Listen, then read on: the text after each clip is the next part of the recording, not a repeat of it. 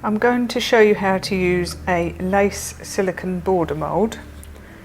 So this is the mould here, and all I'm going to do is just shake a tiny bit of icing sugar into it, really tiny amount, and then pretty much tip it out again afterwards, so it's just giving it a really tiny dusting.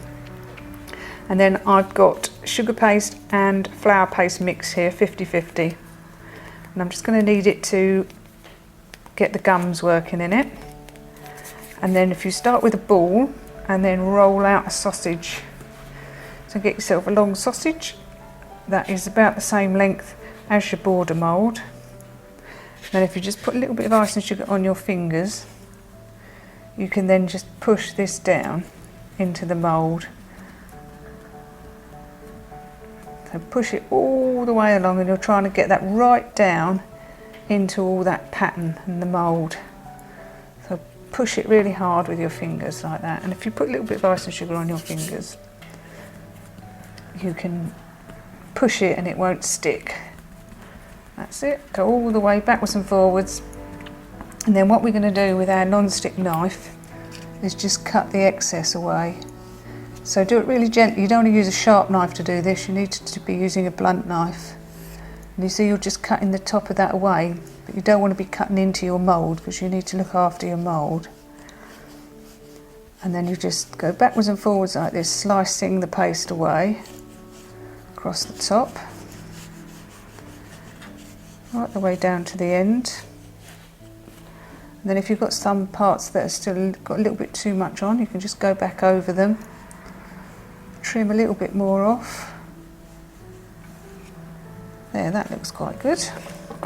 And then a little bit more icing sugar on my tips of my fingers, and I'm just going to push it back in, make sure that it's right the way down, giving me all that lovely pattern to come out. And then if you pull the paste away from the edges of the pattern there, so you can see the top of the pattern, all the way along like that, right the way to the end.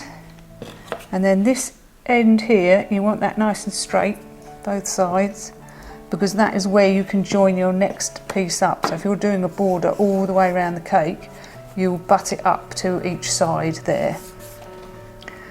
Okay, that's in there now. So now we've just got to take that mould and tip out the pattern.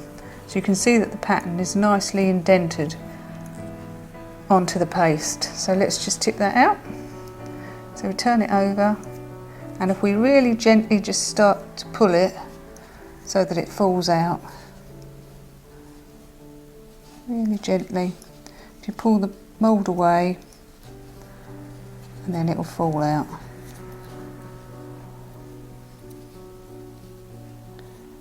You see that lovely pattern that's coming out on it.